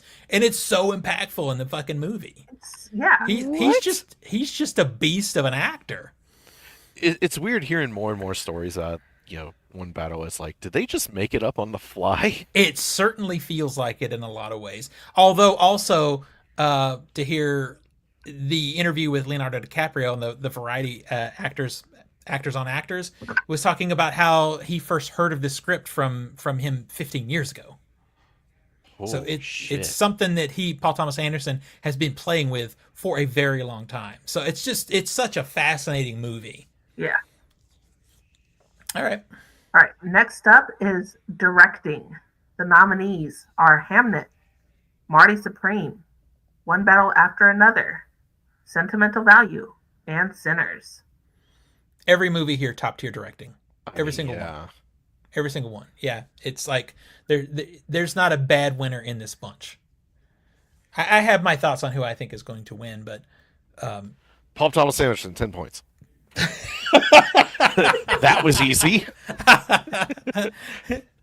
I'm sorry, Marcus, but I don't think Sentimental Value has a shot in this category. No, it's a well-directed film, but it does not have the flourish of any of these other movies.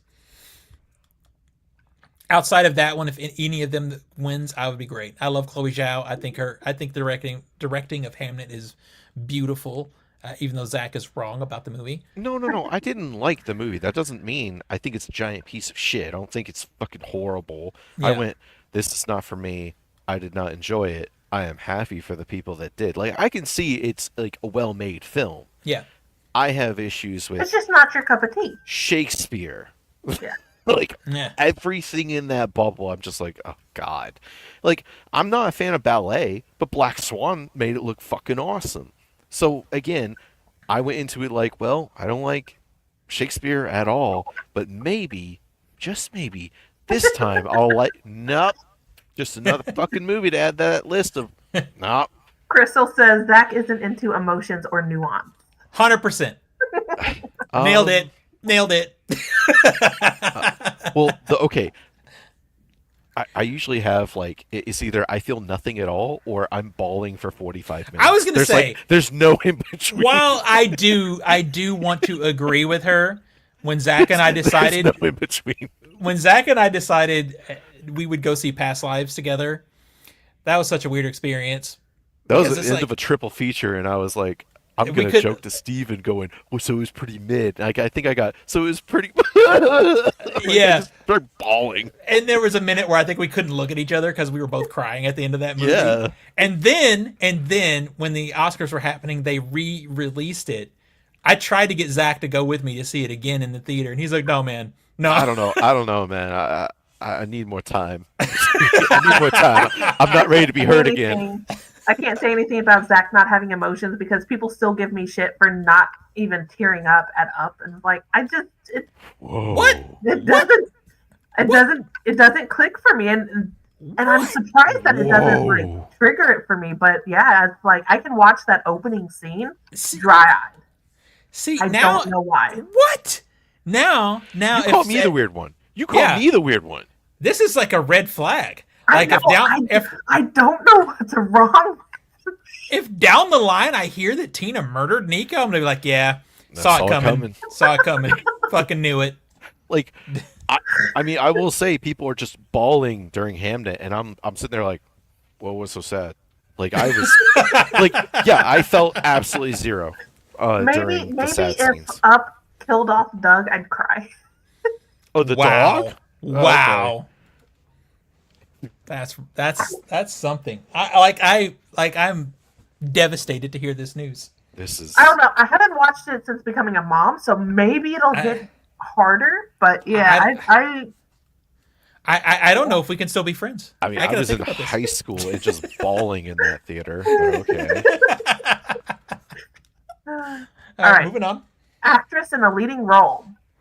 The nominees are Jessie Buckley for Hamnet, Winner. Killer. Rose Byrne. Burn.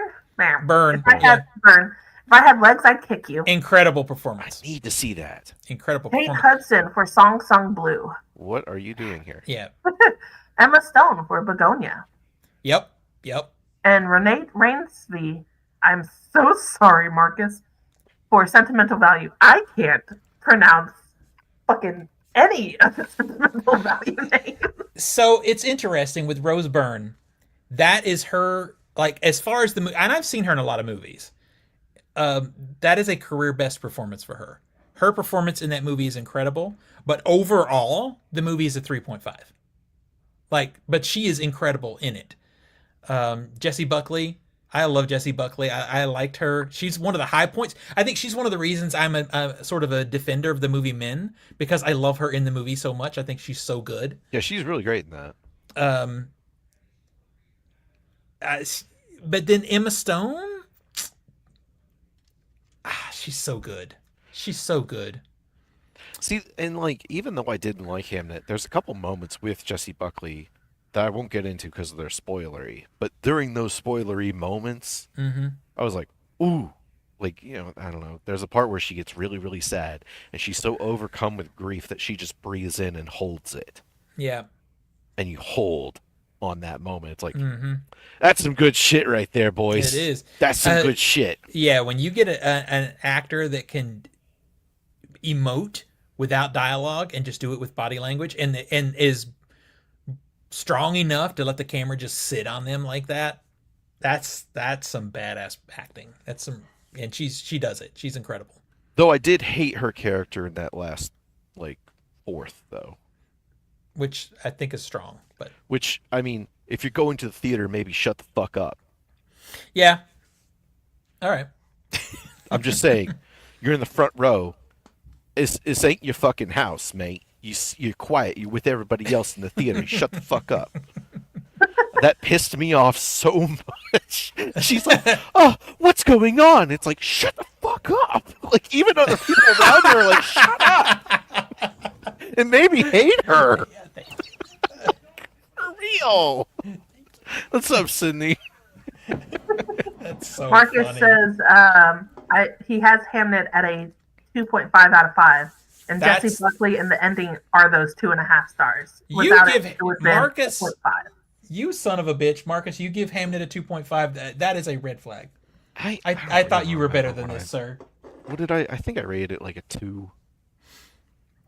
But again, I will say like it's not for me, man. Yeah, I gave it a one Yeah. and a half. What the fuck? A Yeah, one and a half. I just didn't like it, man. You motherfucker.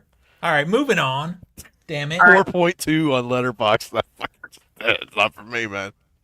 All right, next up is actor in the leading role. The nominees are Timothy Chalamet for Marty Supreme, Leonardo DiCaprio for One Battle After Another, Yep. Ethan Hawke for Blue Moon, Wagner Moura for The Secret Agent, Michael B. Jordan for Sinners, and I'm writing in fucking the dog from Good Boy, Indy. Oh my god. So this is Tim Chan, right? Yeah. Yep. It's. I feel like it's a battle between him and Michael B. Jordan because I think Michael B. Jordan's performance is incredible. Also, I think the difference is for me, Michael B. Jordan's performance was incredible amongst a really great ensemble that all sort of carried that movie on their shoulders together. But I feel like for me, Marty Supreme all rests on fucking Timothy Chalamet. I was about to say, if he sucked, then it would fall apart. There's other good performances in that movie for sure, but it lived and died by his performance. I haven't seen Marty Supreme, but for me, Michael B. Jordan being able to play two characters who are very similar but also very different. You can tell when he's playing Smoke. You can tell when he's playing Stack. Oh yeah, if anything, you have to remind yourself, oh yeah, this is the same guy. Yeah. To me, that speaks volumes. Yeah. But it's interesting with the Academy voters. Are they going for nuance? Yeah. Because his performance is nuanced. Like you look at his body language, slight changes in the way he speaks. These are the things that he used to create two separate characters. Timothy Chalamet's performance is very overt. So I don't know. It's going to be an interesting battle to see who gets it. Yep. Let's see. Sydney asks, "What is your favorite political thriller movies?"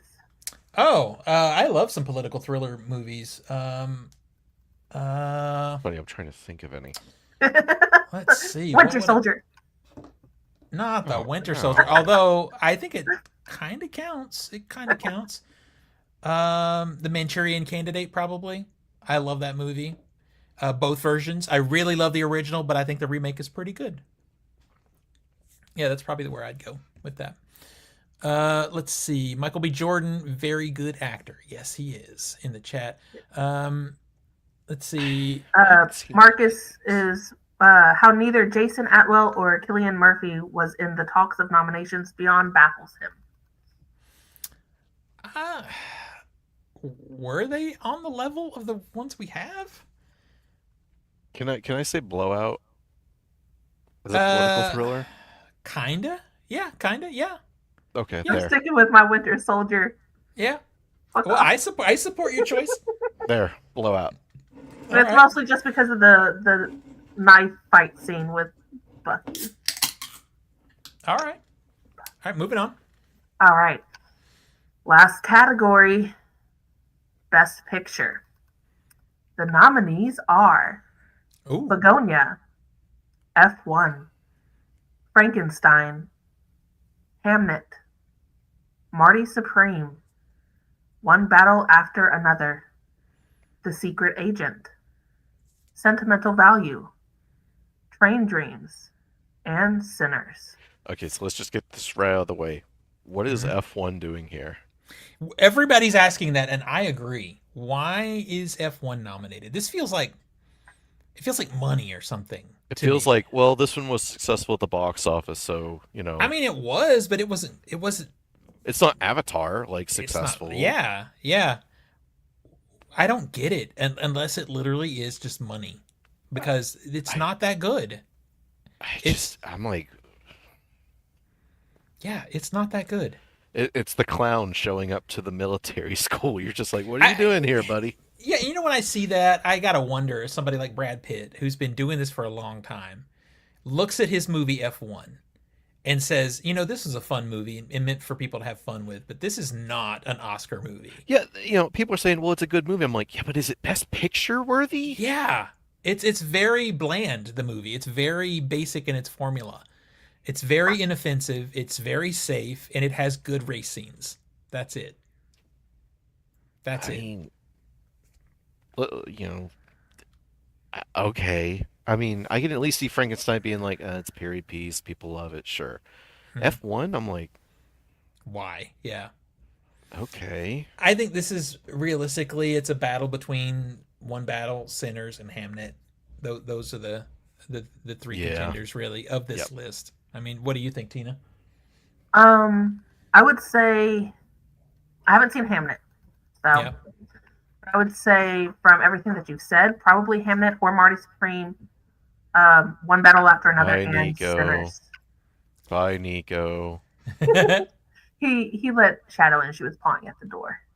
It's her cuddle on the bed time. Oh. Aw. Oh, in the chat, someone says it's Maverick on wheels. Maverick is a better script than Formula One. Still, but Is yeah. it though? I thought that Yeah. movie sucked. What? Maverick? I mean, what does a card battle have to do with like I think he means wheels? Top Gun Maverick. Is there poker?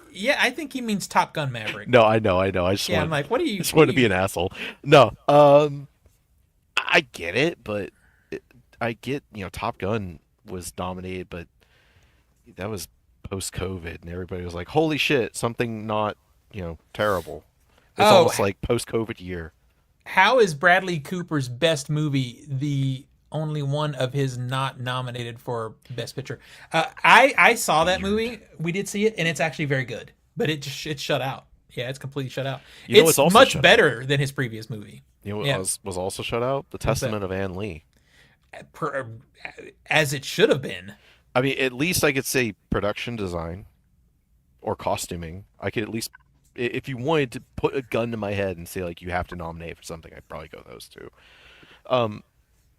Over Wicked, sir. Yeah. Really? Okay. I don't But know. I mean, I just can't get over it. I think the rest of the nominations are perfectly fine. I haven't seen Secret Agent, so I can't comment on that one. Secret Agent is is catch up on. It's whatever. F1 I It's haven't fine. seen, so I've seen 7 of the 10. Well, I think now you have to watch F1, right? But yeah, I'm fully planning on seeing the remaining 3, which should be Yeah. pretty easy. I mean, Tina, how many of these have you seen? I was actually just counting. Yeah. 1, 2, 3. I look at Oh, this so going the opposite of me. going into this. This is the first year in a long time where I don't have to play catch up. I've just seen them. Must be nice. Yeah. Yeah. So, all right. Well, that's the Oscar, the Oscars for this year, and it's always fun to look at the nominees and talk about it. But we also are looking at it for a whole different reason. Coming up in the next few weeks, we will be gamifying the Oscars, and this is my favorite game of the year. I love this game I better have fun than with film this ball. game because for almost the entirety of me playing this game, I have pretty much been like, how can I play this game in the most ridiculous way possible? I mean, there was one point I spun a wheel, I rolled dice, I decided just to see who I was going to copy just to piss people off. Mhm. Last year, and Zach and Steven always gave me shit for it. Yeah. Last year, I'm an analyst. That is my paid to do job. So last year, Steve was like, please just play, just do it, just play. Yeah. So I did, and I creamed them. I don't want to talk about that. That was some bullshit. Yep. I won more picks, but you did like the whole game, like, oh, well, if I put this many points here and Yeah, beat me, it was some bullshit. She okay, spent her points better. Yeah, this which is makes different it more fun. You can get the most picks, but you have to use the. You've got to amount of distribute points. your points correctly. Mhm. Yeah. Yeah. So Marcus in the chat also plays, and we'll have a Discord game with him in that group, and then we'll play here, and I'll also have another TikTok game. So this is going to be a big one. So if you're listening to this and you haven't subscribed or haven't hit follow or whatever, you should do that, because we're gonna probably right after this show ends, we're gonna talk for a minute about that schedule and figure out what we're gonna do, because I know Zach is always like, "Oh, I don't want to play too early because I wanted time to do my research." Research. Well, it's that, Research but is important. Yeah. it's It that, but also the nominations just came out, and right now we're like, yeah, 10 points on this. Wait a month and a half, and You're, then as the news cycles change, I you think can the actually sooner. kind of see. Yeah. Well, yeah. So is it your own knowledge, or are you basing it on other people's knowledge? That's So the it's thing. it's based on like kind of the air of, I mean, because there is a political nature to the Oscars. But let's Yeah. just say, for instance, that Ryan Coogler came out and murdered somebody. I'm No. pretty sure all What I awards mean, for Sinners would suddenly be off the table. yeah, and now we're gonna be looking to see how this whole Josh Shafty thing rolls out and see how it Exactly. impacts the game. Yeah. Yeah, that's what I mean. Is it's like it's more prudent to make those picks right before the Oscars than 2 months out Yeah. because of the way things change. Exactly. I'm not going to go into detail on the rules just yet because we'll do all of that again once we have the game, but it'll be coming up in the next few weeks. I think we'll play probably mid February at the latest. Hey, Steven. Yes. What was Marcus's total last year? I don't remember. Ah. Yeah. If you're asking me, I can't remember what I did yesterday. There's no way. There's no way. I pulled up the sheet for our group, and it's like Nico was 172, Zachy Boy was 186, Steven was 197. Nathan and I were the only ones to hit above 200. He did 223 and I did 236. I think Marcus did, what, 250 maybe? I don't remember. But thank you for reminding me that I beat Zach. That makes me feel really good. All of a sudden, I didn't know. Beating Zach in one game. I still beat you, Tina. It's like, yeah. Then we'll see. We will see because the game's coming up soon. All right, so real quick, there are a few decent releases this week on physical media. You can get Once a Thief on 4K. House Party is out on 4K from the Criterion Collection. Narrow Margin, an older movie, is finally coming out on Blu-ray. World War Z is out in a 4K limited edition steelbook. And the original Mechanic, I actually don't mind the Jason Statham remake of the Mechanic. I like it okay. But the original Mechanic is a Charles Bronson film. That's out in 4K from Kino Lorber and is a really good movie. So there's some good stuff. Let's see. Tell Everyone Zach is leading the Oscar viewing this year. Oh, yeah. Zach's probably going to have to lead the Oscar viewing this year because we'll be at South by Southwest that weekend.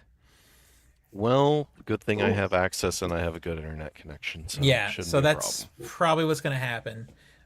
Hopefully, Tina will be on hand to do the data part because Zach sucks.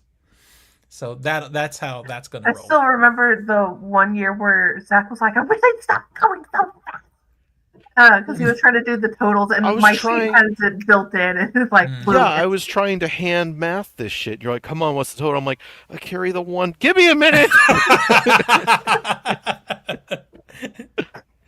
But it is going to be interesting because at South by, there's going to be a handful of people that are playing the Oscar game. So I'm just wondering if we're all going to be checking for number updates from you guys while we're at the at the festival. So yeah, that's what's up. So all right, let's bring this baby to an end. We've been going for a long time. My voice is actually starting to crack. It's 9:00 CDT. What the hell? Tina, where do we find you on the internet? You can find me on most major social medias on Cheddar Popper, CHEDRPOPPR. And yes, when I finish my Stranger Things or when I post my Stranger Things fanfic, I will totally let you guys know where to find that. Hell yeah. Zachy boy? You can find me with this boy here. Yeah. As he sleeps. And you can find me... For the audio listeners, Zach pointed at his cat. Yeah, he's sleeping on Mr. Fancy Butthole! Yeah, Fancy Butthole. He's been sleepy the past few days. But no, you can find me on Instagram, Master of the Matrix 91. You can find me on Steam and Discord as a Dangerous Meat Lunatic, and on Letterboxd, Master Z91. So for now, you can find me on TikTok at the.film.doc. How long that's going to last, I don't know. TikTok's acting really fucking weird. Yeah. So we're going to see. I am establishing some accounts on other platforms just in case this thing doesn't shake out properly. But also you can find me on Letterboxd. I'm still OTS Movies on Letterboxd. I haven't changed it. Oh wait, did I? I thought you did. I did change it. You did. Yeah, it's the film.doc over on Letterboxd also. And then on Instagram, it's just the film doc. You can find me. Those are really the three platforms that you should go to. But the best one is to be right here, because the one thing that is happening is I am doing more YouTube stuff. I'm just going to get back over here. YouTube just stresses me out because the production values have to be better, and it's more work for me. But one thing that's you can follow me on is my journey to watch the 100 worst 100 movies. horrible movies. Yeah. Quick update on the videos that are coming is I watched The Covenant. If you don't know that movie, go look it up. You will have a time. But outside of that, the other night, the follow-up one is I decided the other night to put on, when I was going to bed, Speed 2 Cruise Control, because that was the next one. I finished that movie at 1:30 in the morning, and I had to get up, come in here, and record my rage-infused fucking video, because that movie is so bad. It's so bad. Like, It's almost I know, like it was on that list for a reason or something. yeah, well, but you know, like some of them are bad, like, but they're bad, but it's just a bad movie. It's not like a travesty. But that movie, I felt like, because I hadn't seen it so long, that maybe it's just people hated it because Keanu wasn't in it. Oh no, it's just terrible. So I'm assuming you're talking about the 2006 The Covenant. Yes. Okay, that's where my crush with Sebastian Stan began. Yeah, Sebastian Stan's in that one. Yeah. Oscar nominated Sebastian Stan is in this movie. I was so impacted by this movie. I went to the trouble of going to YouTube and recording some very specific clips from the movie to include in my video, because I'm like, what the fuck? But guess what? It's directed by Rennie Harlan. Is anybody fucking surprised? Oh my god. Yeah. Surprise, surprise. Yeah, so you'll see that video probably in the next couple of days. I think, though, on YouTube, if you want to see the individuals, I've been posting the individuals on YouTube also, but I think they're too short. So I think what I'm going to start doing is doing blocks of 5 on YouTube. So you'll get like 5 of them in one video that's like 10 minutes or something like that long, 10 or 15 minutes. I think Marcus had a little bit of... Okay, there he goes. Yeah, I had to make sure he wasn't talking about Guy Ritchie's The Covenant, the war movie. But yeah, that was just last year or the year before. Yeah. That was that's why I assumed that it was the 2006, because I know the 100 worst movies is an older list. Like, oh no, they keep updating it. Yeah, they keep it's up to like 130 or something like that now. But I refuse to go above 100. 100 is enough. Yeah, it's killing me. It's killing me softly. That's a good movie. Chase Crawford is also in The Covenant. Let's see, and he plays the aquatic abuser in The Boys. Yeah, Crystal gave me that line for my video review. The aquatic.